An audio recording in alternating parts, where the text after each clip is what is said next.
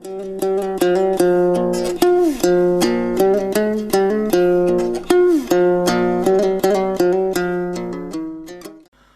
Талайбекович, мен сиз келгенде сүйіндім эле да, азамат инем акын деп біраз, акыйкатка жакын деп, калык акын барбаса да калыс акын барды депчи.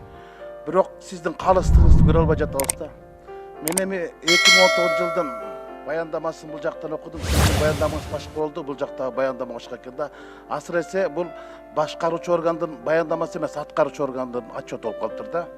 Эми өткөн жуманын этегинде биз бир нече саясий партиялар, анан саясий ишмерлер биригип бир шайлоого ынтымак менен барайын деп, анан ошону 2 мүнөттүк сюжеттин КТРга төлөп көрсөтүп койгула десек, 176 000 сомду алып, үгүт иштеринин тарифи менен.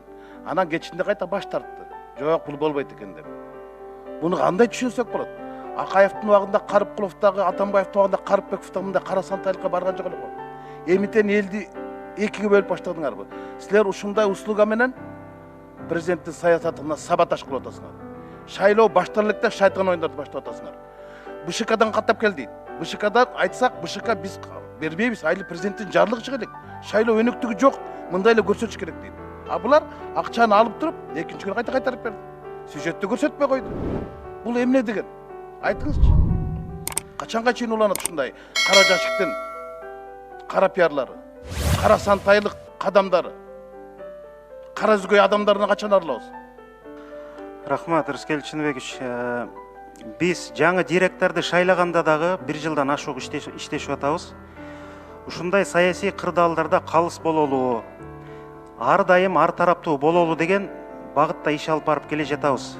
Биз Кудай буйрса бул нерселерди талап коебуз, Рыскел Чынбекович. Буга чейинки да мисалдарыбыз бар 1 жылда ушул КТРге калыс туруп берүү боюнча. Силер калыс туруп берип атасыңар, бирок кыйыңар кулап калып алыс туруп берип атпайсыңар. Аракет кылып атабыз, Рыскел Чынбекович. Айбек Үсенович, эми сиз айтыңызчы, эми сиз жаранды коомдун атынан шайландыңар да силер. Президенттин атынан эмес, парламенттин атынан. Жок дегенде силер үн катпайсыңарбы? Жекшеевди желкелеп кетирдиңер. А силердин келгениңерден эмне пайда? Байкоочу болуп эле чай койчу боло турбайсыңарбы? Эми чын айтканда бул жакында эле болгон окуя экен, бирок мен деле жакында бүгүн кече дагы эмес, бүгүн уктук. Эмки отурумда карашыбыз керек бул маселени. Мындай биздин мынчалык оюбуз жок эле. Мен биринчи жолу сизден уктум бул маселени.